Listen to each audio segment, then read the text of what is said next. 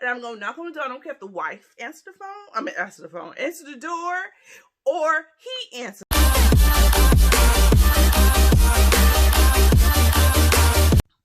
Another story time.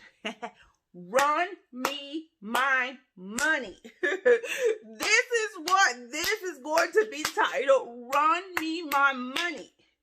So this story time is an adult story time. And so if you are sensitive to a little bit of calling people some cuss words and some names, it's best you go ahead and click off right now. Because when I go to talk about my money, I get a bit excited. And it's kind of hard to control some of my language. So, use your own judgment and stay if you want to. But if you don't want to stay, it's not going to get all that bad. But some things going to be a little, cussy.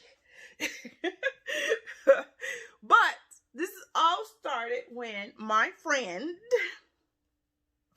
came to me because they were supposedly needed to vacate the premises of their apartment where they was residing at. And they talked about it for a good week or whatever while I was on the phone, and we was really good friends. I felt that we were really good friends. So that's why I helped them. But it turns out, let's get to the story. I lent them the money to move. And the money, we went through all the verbal agreements, letting them know we both understood and knew that this was a loan. I said, look, this is a loan. I really need my money back. And how do you plan on paying me back? I never once said it was a gift. Never, ever, ever. It was always presented as a loan. So we got texts back and forth proving that, yes, indeed, it's a loan. So I let them borrow the money. It was like around $1,500. I'm just going ahead and put it out there. And I let them borrow that. Because I have good faith in people until they cross me. Which I was a little skeptical about that kind of money, because I'm like, what if they don't pay me back? But they was such in a distraught and such a rut, and they really did need to move. And I did not want to see them in that situation. I really wanted to help them out in that situation, because it seemed like they was being done so dirty. You know what I'm saying? So it was like, you being dirty, so being done dirty, and I don't like for nobody to mistreat anyone. So I what did I do? I sent it from my bank to their bank, and to get the money. That way I can have further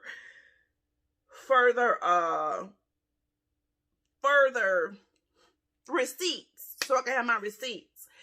And I saw some of the Cash App as well, because my bank only allows so much at a time with debits or so. And so I got my receipts.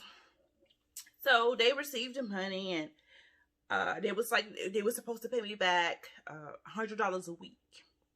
So we agreed. I said, that's cool. And I said, if you can't afford $100 a week, you can even do $50 a week sometimes, but as long as you're making an effort to pay me back, because you get into a rut, especially if you're just moving. I mean, you're going to be in some tight spots. So I'm not a person that's going to push the issue of you owing me money. You know you owe me money. You know it. We both know it. So I don't have to keep reminding you that you owe me my money. You know what I'm saying? So that's just the way I feel about when I let somebody borrow money. I'm not going to say a thing until some time passes and be like, well, okay, now this is getting a little out of hand. Have you forgotten about me? But that's months down the road when I say stuff like that. So agreed was $100 a week. So I was like, oh, so they really do pay me my money or whatever. No, it didn't happen like that. The week came, the next week came. I said, well, they trying to get themselves together. I'm not going to say nothing about it. But they mentioned it. Well, I'm going to start getting this money to you as soon as I get settled. So I was like, oh, cool. They really communicating with me about the money. So I guess they serious about paying me the money back. I ain't forgot about you, which I hate ain't forgot about you, because that's just like you think you done made a payment. Saying I ain't forgot about you, that's not a damn payment. But people think that's a payment. That is not a payment. And so I was like, okay, I'm gonna just let it go. And then it was a guy, of course. This is a guy. So his wife found out that he and I were friends. And through text messages, we was text messages, and she found out. And then I guess he was trying to get right with his wife or everything, but we ended up stopped talking somehow. We were still talking, but not as much as we were before.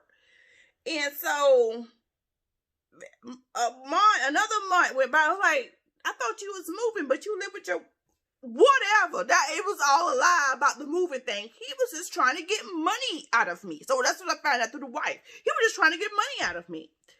And she wasn't in it because she didn't know nothing about it. Him knowing me, talking to me, really caused a strain in their relationship or whatever. So then a few months went on. This happened like I gave him the money in November. They done borrowed the money in November. That's like he's saying give. They borrowed the money in November. And in February is when I tried to collect my money. I feel like that was a good amount of time for you to get your shit together and get things going. So I never said anything else about my money, but he periodically was coming to me saying, hold on. Okay, he was periodically coming saying, well, I haven't forgot your money. I'm gonna make sure I pay your money or whatever. And then one month he just did, it was like January. I didn't hear much from him at all in January. You know what I'm saying? So it was like,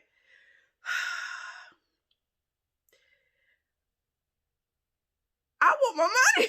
I want my money. And you just not talk to me?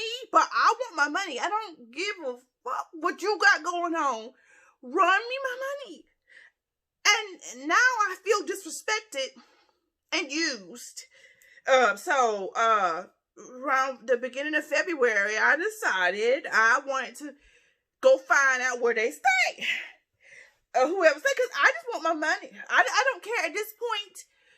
I know it was probably wrong of me to do that, but I was genuinely going there for my money.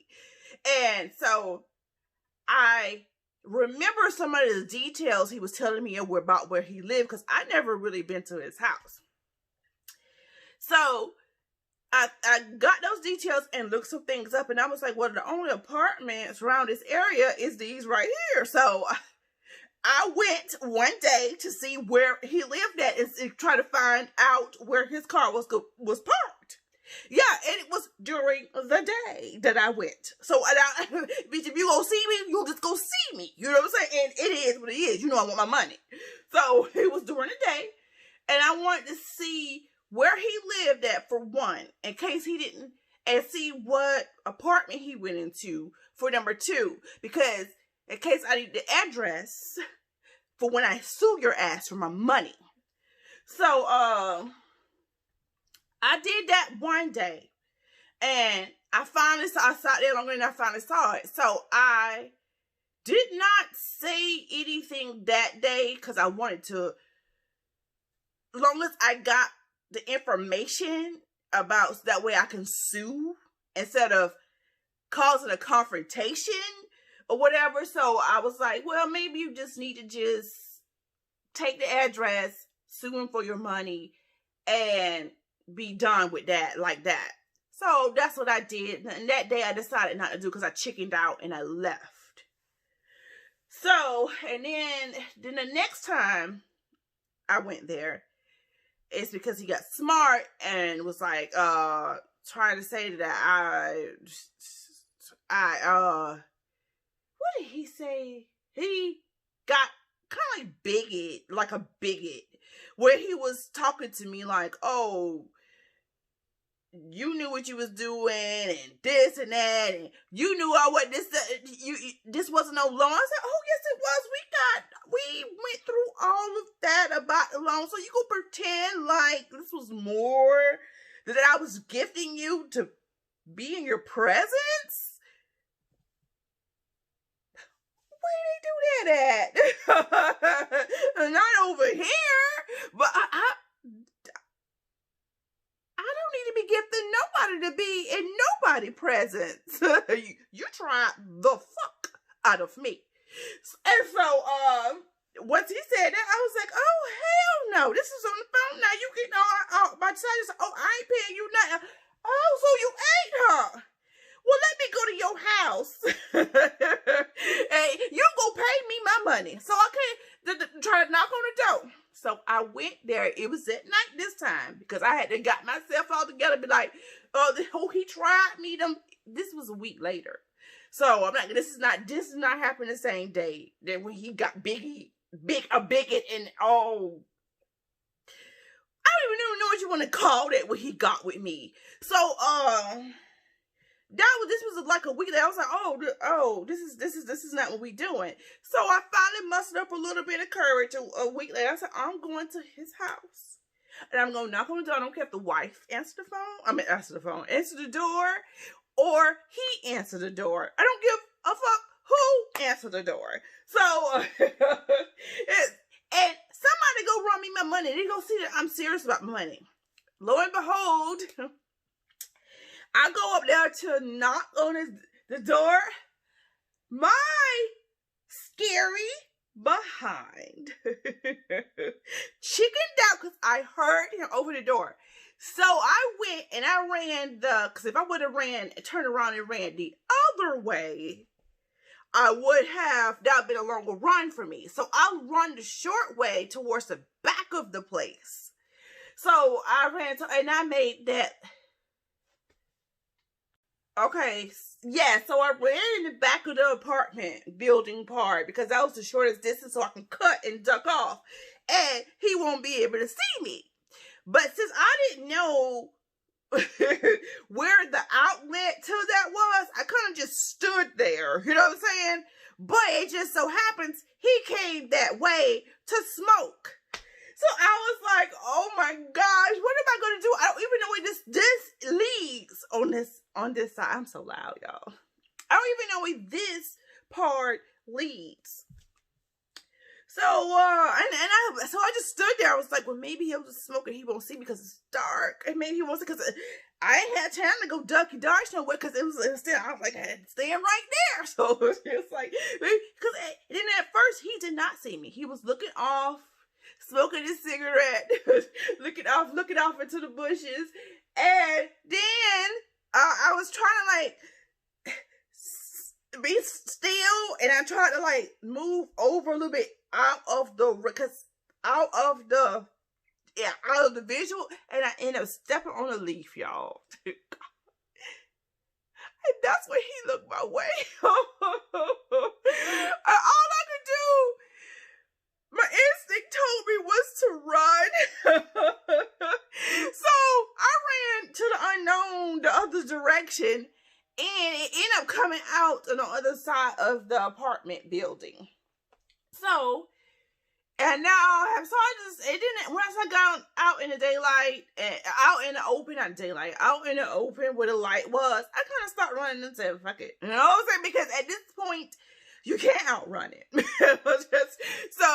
And you just caught. It is what it is. You chickening it out. You should just stood there to the door and just waited like you said you was. Be the woman you was built yourself up riding over there to be.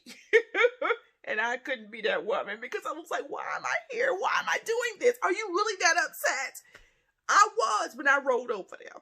But then when I got to the door, I was not that woman. And so once that happened and he called me to the thing, he was like, Talana, what are you doing? I said, I come over here because I want my money. What do you mean, what am I doing? And then he was like, no, that ain't what you come over here for. I said, yes, that is what I come over here. It's 7 o'clock. It's not like I'm here 1 o'clock and 2 o'clock in the morning. I'm here 7, 8 o'clock. I want my money. I don't want anything else. I want my money. I said, I didn't care who answered the door. I didn't care if your wife answered the door, one of your kids answered the door. At that time, I wanted my money. And so he was like, oh, so that's how it gonna be. So you stalking me? I said, oh, wait a minute now.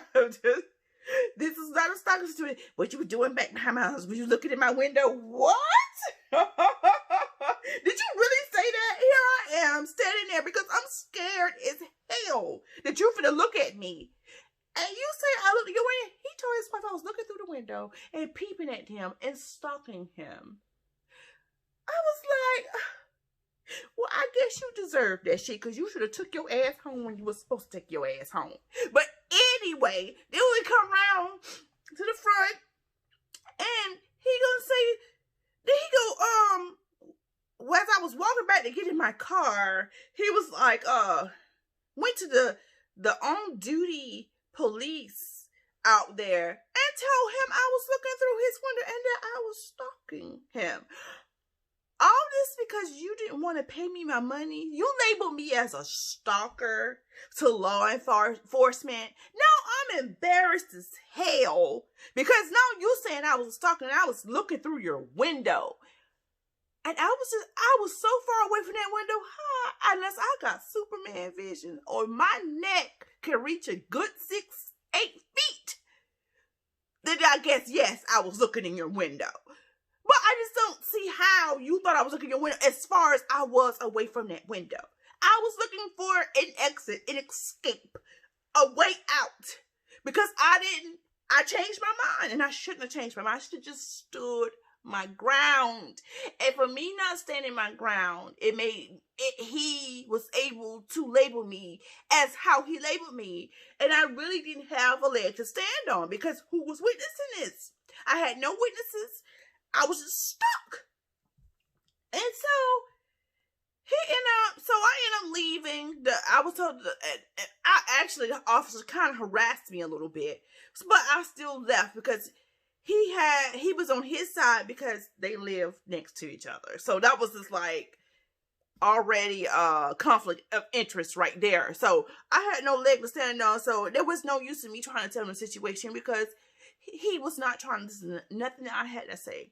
He believed everything this jerk said about what I did and what he thought I was doing. He didn't see me, but that's what he labeled me as, and that's what the officer believed. So I got in my car and I left. There's no use in me trying to defend myself. There's no use to any of this.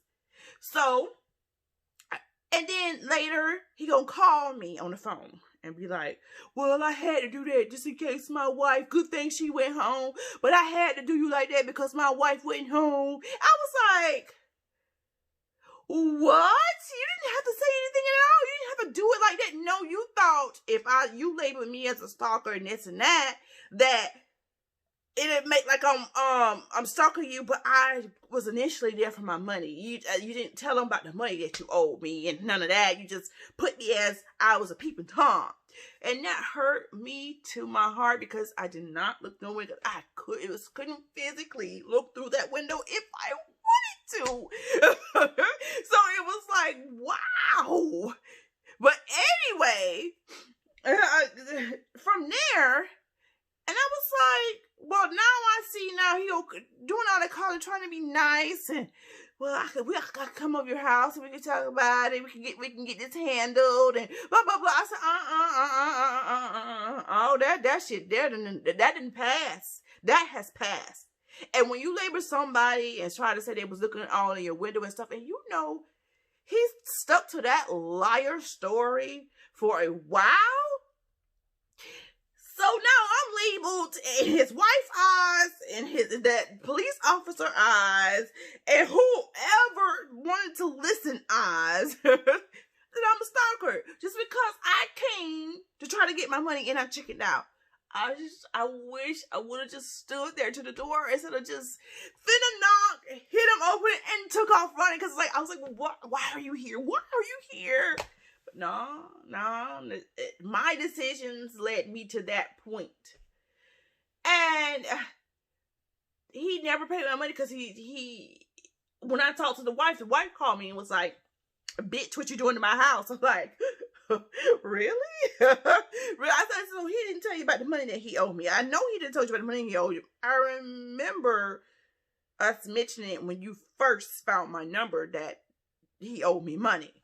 And she was like, nah, he told me you was looking through my children are in there. I was like, it was nowhere physically possible I could be looking through your window.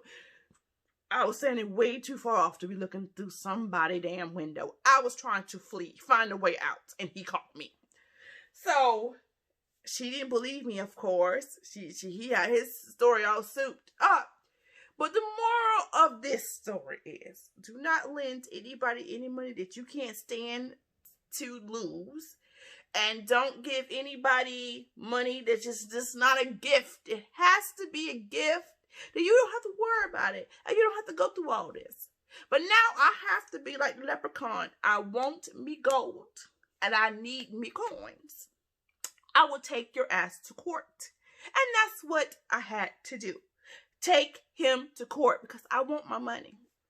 Bitch better have my money.